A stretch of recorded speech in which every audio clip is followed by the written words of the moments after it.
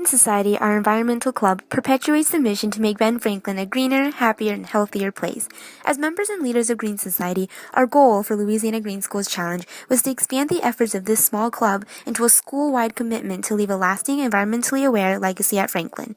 Franklin's limited funding challenged us to make an impact with little to no money. However, through an intensive outreach to the student body, administration, and other school clubs, our efforts have grown from those of just 10 members of Green Society to that of an entire school of 900 students. Like any club, we had humble beginnings. For years, students made weekly rounds to collect the recycled white paper from each classroom of the building. It was then put in storage and manually carried out at the end of each month to be collected. Often mistook our hand-painted recycling bins as regular trash cans. Trash had to be hand-picked out of the recyclables, which were then taken by volunteer students to the recycling center. Our issues were resolved with funds from the Keep Louisiana Beautiful grant, which were used to buy 15 new recycling bins, now distributed throughout the school. In early October, our recycling efforts took a leap forward when the administration signed the school up for the citywide recycling program by Progressive.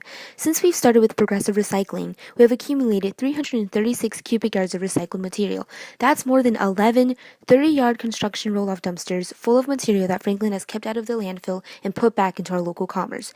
Now that we are with Progressive and have switched to single stream, we no longer have to separate our recycling or make multiple trips to the recycling center.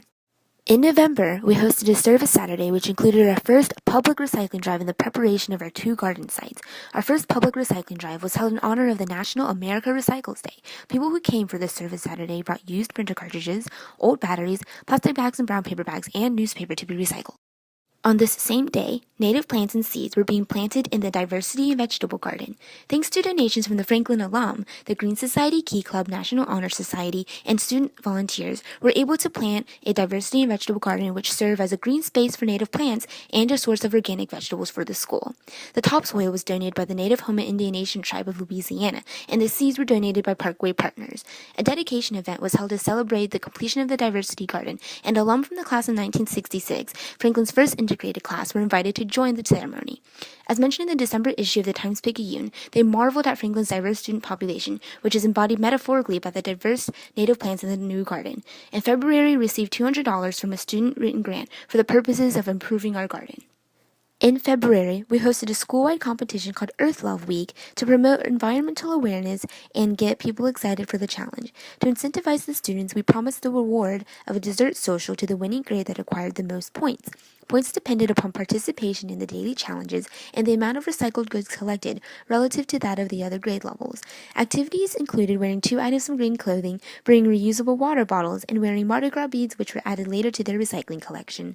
Looking at our results, the highest percent of participation throughout the whole week came from the freshman and sophomore class.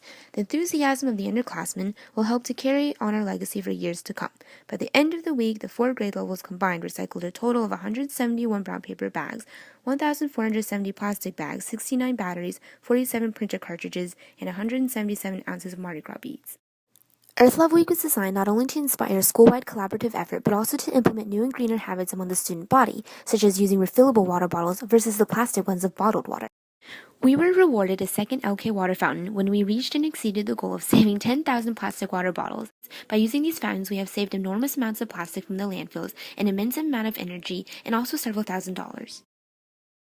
Each year for the past 5 years, we have recruited around 30 committed students to join the efforts of Greenlight New Orleans in helping the community reduce their carbon footprint by replacing incandescent bulbs with CFLs in homes throughout the city. Members of the Green Society and students from the AP Biology classes worked with an electrical engineer to conduct an energy audit. We counted the school's light fixtures and determined how much energy they were using. We compared the existing electrical bill to a predicted bill incorporating lower wattage lights and discovered that by changing the existing fixtures to the suggested high-efficiency bulbs in the following classrooms, we could save over 35,000 kilowatt hours and over $3,000.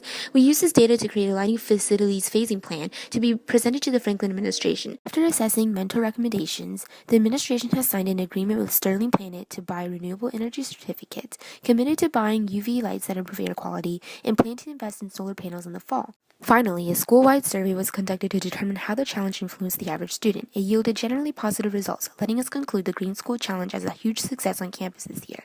The survey data provides insight on planning next year's challenge. Most importantly, we discovered that the student body is willing to make changes, like adjusting the temperature to save money and energy. Through our project and its efforts, we hope that Franklin is on its way to becoming green for good.